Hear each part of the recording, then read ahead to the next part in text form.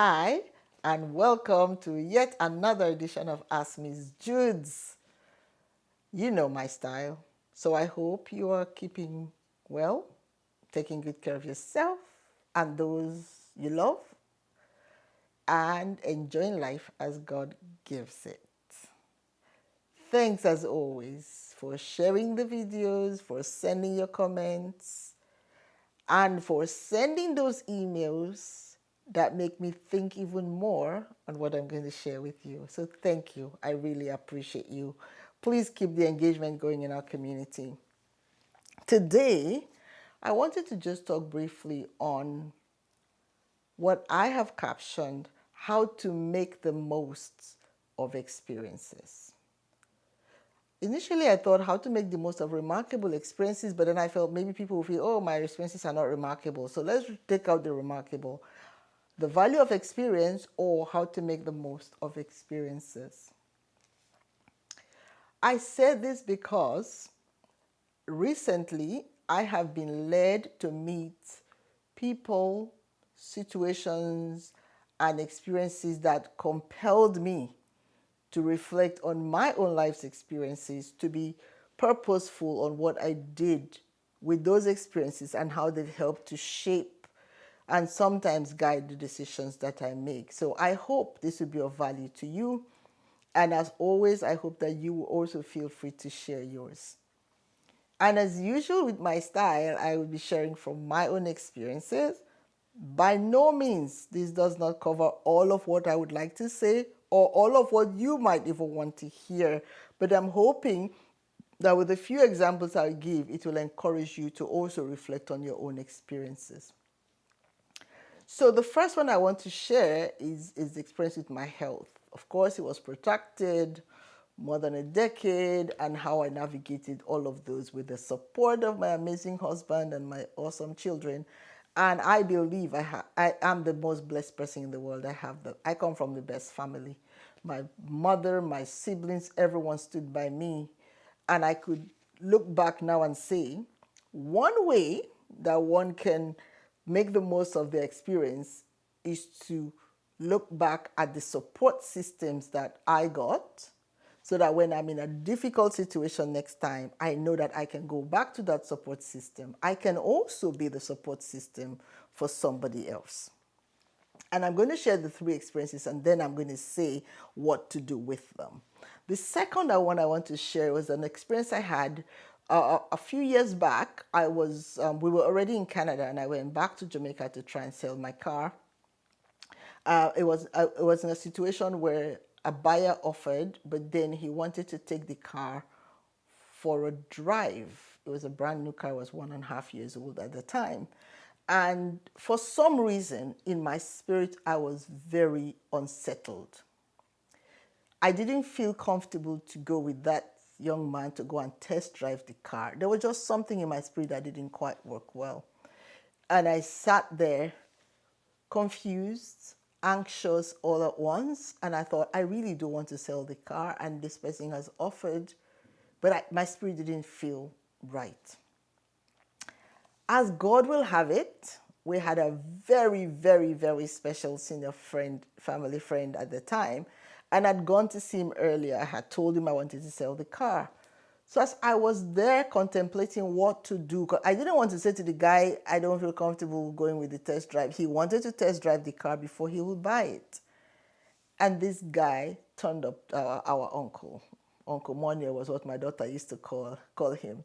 Showed up and he said, oh, you forgot your bunch of keys in my office. And I thought, I didn't forget my keys, but you're here now and I think God sent you. This is my dilemma. So he went with the guy on the test drive, came back, and of course the guy bought the car. But it turned out that that key that he thought was mine, the set of keys, were actually his son's set of keys. And my conclusion was God had sent him to me at that point because God knew that I needed someone who had confidence to go with that guy to test drive the car. Now, what this did for me is that it reassured me that God has my back. And that when I am anxious or worried about something, now I can intentionally pray about it, because that God who came through for me those many years ago continues to come through for me. So what I want to present to you today is that one way that we can make the most of experiences is to actually experience the experience. I hope that's something I can patent. Experience the experience. Be mindful. Note it. And if possible, document it. So all of these things I wrote down in my journal even as I was struggling with the thought. Experience the experience. That's the first step. The second step is to share the experience. So when that thing happened, I shared it with my husband and my children and my family. And of course, special thanks to Uncle Moniel, who came to bail me out at the time. He didn't know that's what he was doing, but God sent him to rescue me. And sharing the experience helps to keep us accountable and grounded, because I knew that was an opportunity that God did so that I will know how to be of help to other people in the future.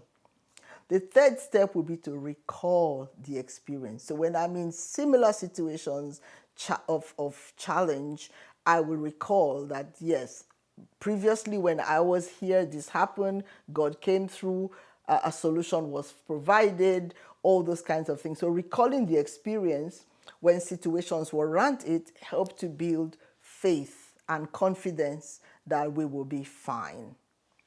When we've recalled the experience, the fourth step, and probably that will be the final step for today, will be to give thanks to God for the experience, for the outcome, and for the value that it will add to your life. Now, I have shared two experiences. One, my health one wasn't pleasant. Even the second one wasn't really that pleasant, but it ended well because God came through. The third is something that happened to me really recently, a few weeks back. So I was in Kenya on a project that was supported by Academics Without Borders, an amazing organization. I hope I'll talk about them one of these days. And I'd been there for 2.5 weeks, and I was getting ready to come back home. It was a Sunday morning. I was alone in my hotel room. And for some reason, a very noisy bird, it wasn't chirping or anything. It was not a pleasant noise. This thing was croaking like it wanted to drive me up the wall. I came out to the balcony in my hotel room and I didn't even see the bird, but the noise was just endless, disturbing me. And I prayed out of, a deep pain and frustration in my spirit. And I said, Lord, let this thing go away or let it keep quiet. And almost instantly, the bird stopped. I don't know if it left or if it just kept quiet, but the noise stopped. I was so grateful.